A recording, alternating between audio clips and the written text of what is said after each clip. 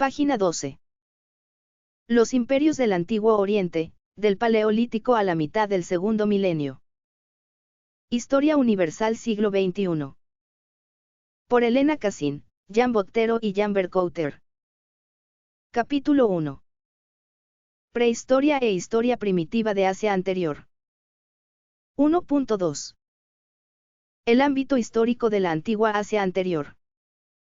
El espacio en el que tuvieron lugar múltiples procesos de evolución desde la época de los primeros testimonios de la existencia humana hasta el final de la historia independiente del Antiguo Oriente cercano no coincide siempre con el territorio que acostumbramos a llamar hoy Próximo Oriente.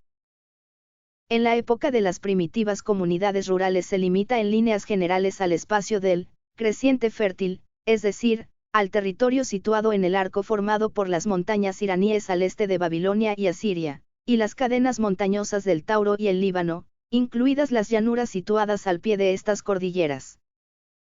Una parte importante de la costa turca va a dar al mar Egeo y, por tanto, debe considerarse en el marco del desarrollo griego y balcánico. La costa del Mar Negro estuvo seguramente poco poblada en la época anterior a la colonización griega. El norte y el sur de Arabia, donde existieron diversas culturas prehistóricas hasta el Neolítico y el Calcolítico, 1, no entran en el terreno histórico hasta el primer milenio antes de Cristo, en la época del Imperio Nuevo Asirio. Las fronteras con el Irán, sobre todo en la altiplanicie iraní, fueron siempre fluctuantes.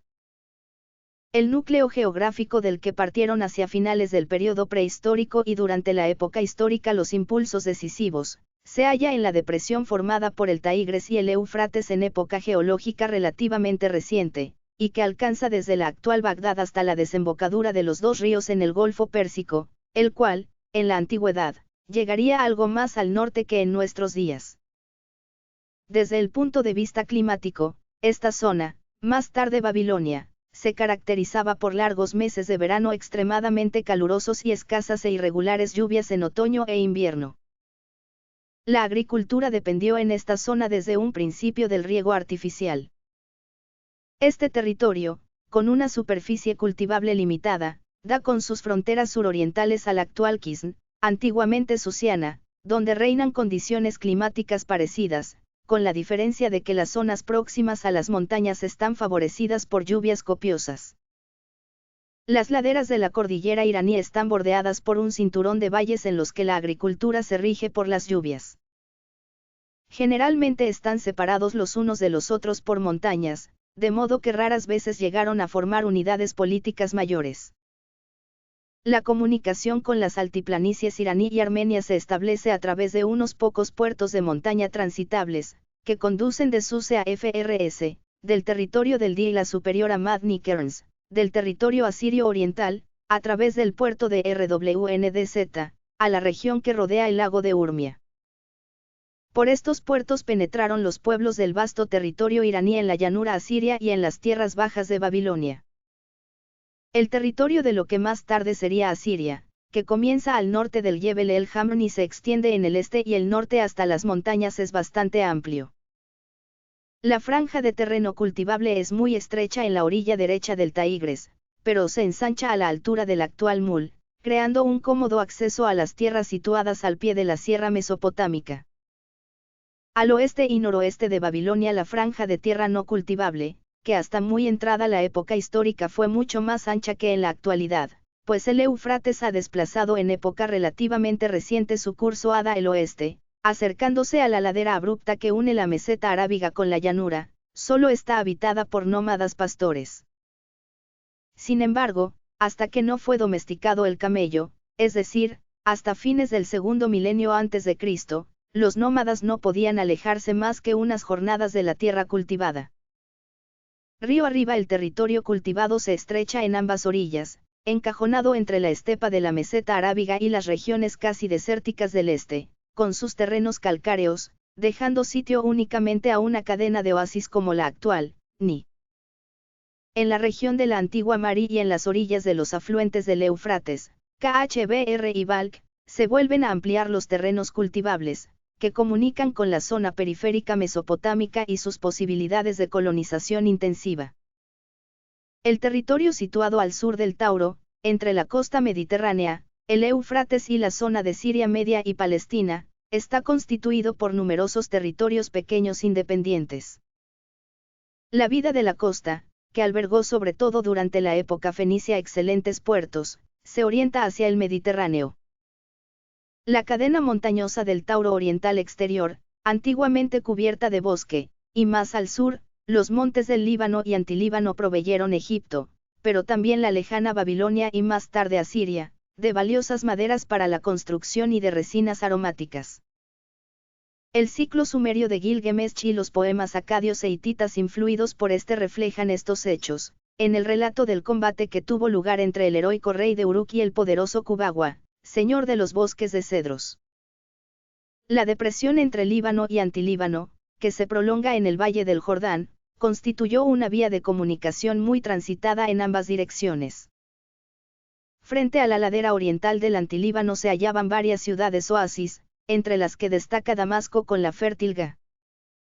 Palestina forma una región por sí misma, con zonas relativamente fértiles en las laderas occidentales de las montañas de Judea y Galilea, zonas desérticas en las montañas de Judea y en el Negev y vegetación subtropical en el valle del Jordán. Hacia Egipto el país estaba cerrado, por lo menos hasta poco antes del 3000 AC, por los desiertos de Sinaí y el Negev del sur. Al este del Jordán hay regiones que tuvieron una densidad de población tan importante en la antigüedad como en época romana. Buenas rutas montañeras conducen de la llanura mesopotámica y Cilische a la meseta central anatólica. El núcleo territorial se situaba en torno al río Jalis, Kisil-Irmak. Fuera de él solo tenía alguna importancia el territorio del Sangario Superior, Sacaria, y la llanura de Konya, como centro de colonización intensa. Las montañas del Pantou, al menos en la época del Imperio hitita, estaban pobladas solo por tribus nómadas y seminómadas. El occidente y la parte suroccidental de Turquía se orientaban principalmente hacia el mar. La región montañosa de Anatolia está tan fragmentada en núcleos territoriales pequeños por las altas cadenas montañosas que en poquísimos casos se logró la fusión en comunidades más amplias. Asia anterior estaba, pues, constituida por innumerables núcleos territoriales, generalmente de dimensiones reducidas. La consecuencia fueron formaciones étnicas y políticas reducidas que surgieron sobre todo en las regiones encajadas entre las montañas. Las condiciones naturales para formaciones más amplias se daban, por el contrario, en la región que más tarde sería Babilonia, en el territorio asirio y mesopotámico, en Anatolia central y en la meseta iraní. La franja interior que se extiende entre el creciente fértil y los desiertos de la meseta arábiga y que fue en todos los tiempos zona de pastoreo de los nómadas de lengua semita constituye un caso especial. Conviene indicar aquí que muchos de los pueblos que aparecen en el curso de la historia antigua del Próximo Oriente como fundadores de grandes imperios territoriales, así los hititas, los mitanios indoarios, los medos y los persas, habían alcanzado la unidad étnica e importante densidad numérica en los amplios espacios de Europa suroriental y oriental mucho antes de su aparición en el cercano Oriente. La tendencia al aislamiento de las diferentes regiones se veía reducida por la distribución irregular de los yacimientos de importantes materias primas. Las necesidades de materia prima variaban, naturalmente, según la época histórica, según variaban los objetos más requeridos. Primero fueron la obsidiana, el sílex y el asfalto, más tarde, las piedras para vasijas y, sobre todo, los metales. Ya en los primeros asentamientos encontramos materiales traídos de regiones lejanas. El intercambio de materias debió intensificarse extraordinariamente con la colonización de Babilonia.